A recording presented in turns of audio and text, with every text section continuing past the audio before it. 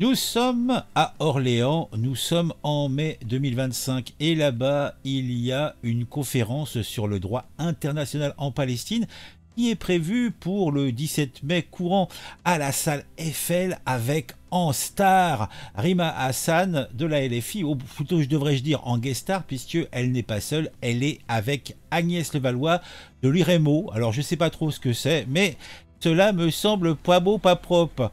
En tout cas, cette conférence a été tourpillée, en tout cas c'est tout comme, par la mairie de Serge Grouard, qui est à river droite, il me semble.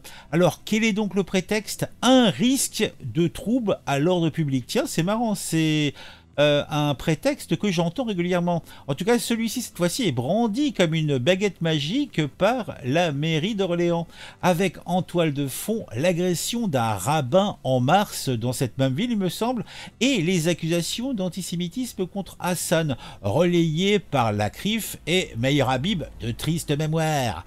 Et les filles flanquées d'Urgence Palestine, de BDS, du PCF, de ELV, ou les écolos maintenant, je sais plus, ils ont changé de nom. En tout cas, tout ce petit monde s'étrangle. Mon Dieu, c'est une censure liberticide, c'est un scandale. Que dis-je? C'est scandaleux. Oui, Mathilde Panot promet un recours au tribunal administratif. Elle appelle même à un rassemblement place de Gaulle. Oh là là. Et elle va ajouter, il me semble, sur les réseaux sociaux, je n'ai pas retrouvé le post, mais un truc du genre: Grouard, donc le maire donc de cette commune, bafoue la démocratie pour plaire au lobby pro-israélien. Voilà, l'usage du terme lobby, hein, c'est tout cela sent mauvais. Hein. Moi, je vous le dis comme je le pense.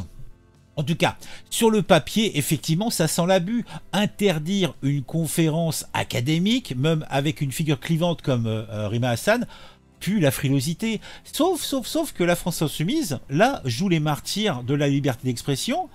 Avec sérieux, hein, ceci dit, il n'y a rien à dire. Ils font même peut-être preuve bien de mettre sur la table un vrai problème, mais ils ont peut-être aussi surtout un problème de crédibilité. Eux, les gauchistes autoproclamés, défenseurs des opprimés, sont pourtant les premiers à exiger l'interdiction des meetings de leurs adversaires.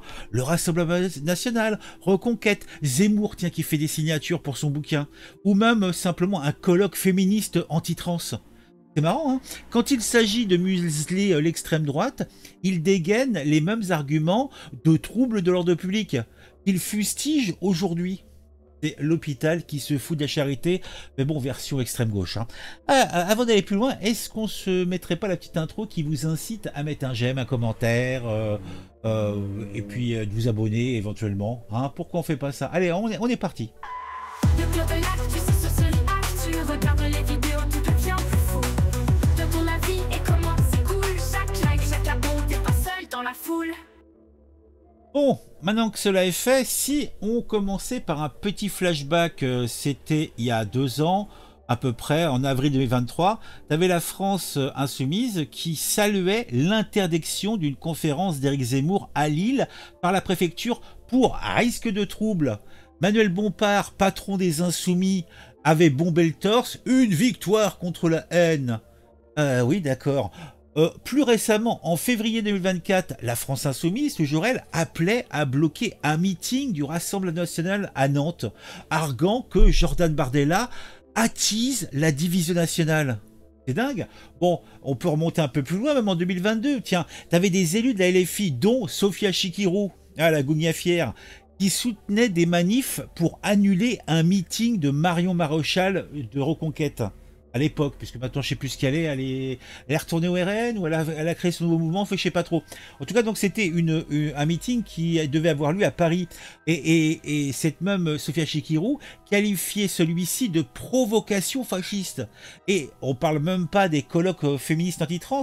La France Insoumise, via des figures comme Clémentine Autain, avait réclamé l'interdiction d'événements de groupes comme Transgenre Non Merci, dénoncés comme transphobes. Ouais, mais bon. Là, dans cette histoire, c'est à Orléans que ça se passe, et quand leur conférence saute, les Insoumis montent au créneau. Oui, ils sont chauds patates, hein, on peut pas dire le contraire.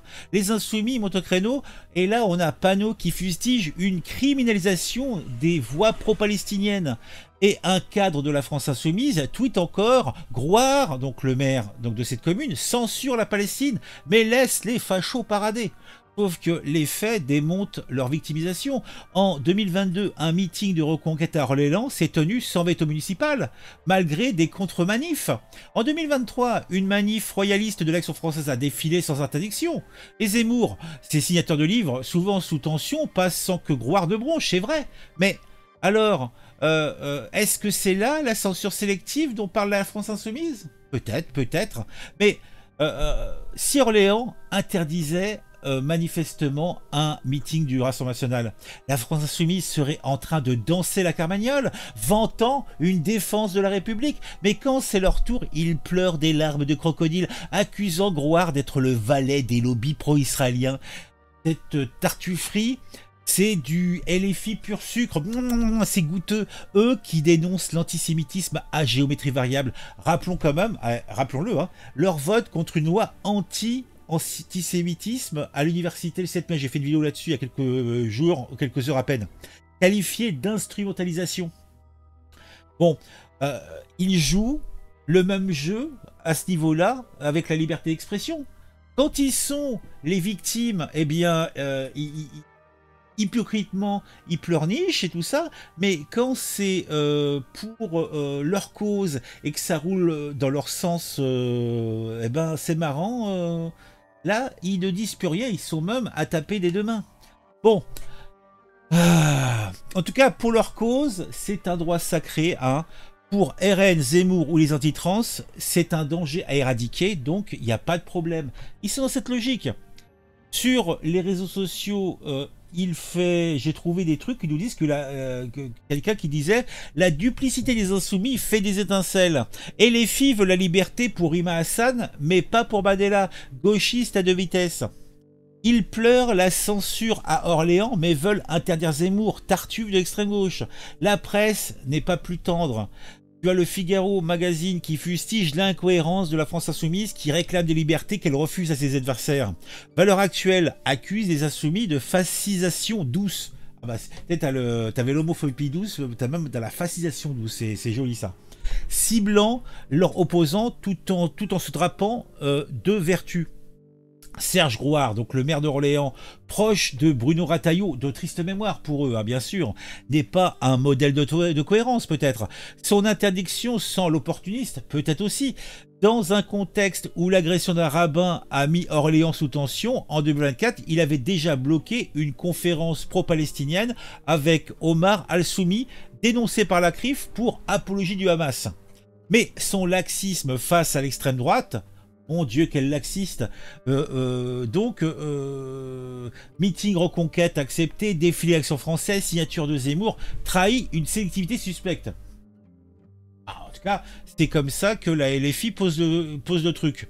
Cherche-t-il à caresser l'électorat RN pour 2026? Bah oui, évidemment. Évidemment qu'il caresse. Il sait bien qu'il n'a rien à attendre de l'électorat de gauche. Ils vont pas voter pour lui. Donc, bah oui, il va manifestement plutôt être conciliant avec donc l'électorat reconquête, l'électorat RN, parce que bon, il est duellaire, quoi. C'est un centriste de droite, quoi. C'est un droitard mou, comme qui dirait. Mais bon, donc après, peut-être aussi, l'autre raison, en tout cas dans le cas présent, celle de Rima Hassan, c'est qu'il veut peut-être éviter les polémiques autour justement de cette femme, puisque celle-ci est amplifiée par ses détracteurs, comme Maïr Habib, vous savez, l'ex-député des Français de l'étranger. Je crois qu'il était zone Moyen-Orient, zone Israël. En tout cas, quoi qu'il en soit, LFI n'a pas et n'a jamais eu de légitimité pour jouer les chevaliers blancs dans cette histoire. Leur indignation est un véritable boomerang, puisque eux exigent l'interdiction des discours fascistes ou transphobes, mais ils ne peuvent donc du coup pas pleurer quand on leur fait manger leur nourriture, leurs propres médicaments. S'ils ont un événement bloqué, parce que justement il y a eu des vrais fifi à ce sujet-là à Orléans, ça me paraît normal. Et les filles veulent censurer le RN, veut censurer Zemmour, veut censurer toutes les personnes qui ne sont pas d'accord avec eux. D'ailleurs, ils auraient bien censuré La Meute, hein, le bouquin qui fait parler d'eux en ce moment. Mais ces mêmes gens vont gueuler quand le maire d'Orléans, Grouard, touche à la conférence d'Hassan. C'est hypocrite. Cette posture gauchiste qui se place toujours entre victimisation et autoritarisme isole peut-être un peu trop les insoumis. Donc conspué, il va sans dire par la droite, critiqué par une partie de la gauche, puisque même leurs alliés de LV, bon, sont pas tout à fait sur le même diapason qu'eux. Et bon, quant au Parti Socialiste, bon, ils sont en train de revenir petit à petit de leur phrase que ils ont été un petit peu trop loin avec les insoumis, quoi. En tout cas, il est clair que cette position donc de la LFI est moquée par une partie de l'opinion publique, puisque je pense que de plus en plus ça se voit que le discours de la LFI est gavé de contradictions.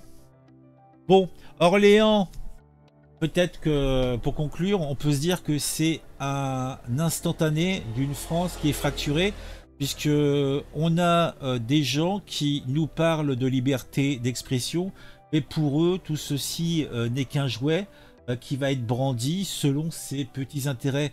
Tu as le maire donc d'Orléans Grouard qui censure par calcul, c'est clair, et les filles qui par calcul aussi pleurnichent, même par opportunisme. Et le débat public qui devrait avoir lieu s'asphyxie sur ces ping-pong stériles entre chaque camp. Si les insoumis veulent être pris au sérieux, au final, hein, je pense qu'il faut d'abord qu'ils défendent le droit de tous à pouvoir s'exprimer. Hein. Même quand c'est Bardella, même quand c'est Zemmour, et qu'ils assument, ou plutôt qu'ils assument leur censure sélective sans jouer les martyrs. Quand ça leur tombe sur la gueule, bah ils assument et puis basta. Sinon, ils vont rester définitivement et pour toute éternité les champions du double discours. Et c'est risible et ça en devient au final agaçant, puisque à agiter comme ça le drapeau de la liberté tout en la piétinant pour leurs ennemis, bah ça marche pas, quoi. Bon, après, pour le maire d'Orléans, bah, je pense que le copain Rataillot, Grouard, peut-être qu'il ouvre ses salles à tous ou qu'il les ferme à tous, hein. Puisqu'il faut peut-être arrêter de trier ses troubles comme un épicier va choisir ses tomates qui va mettre devant les plus belles, hein, et celles un peu blettes il les met derrière.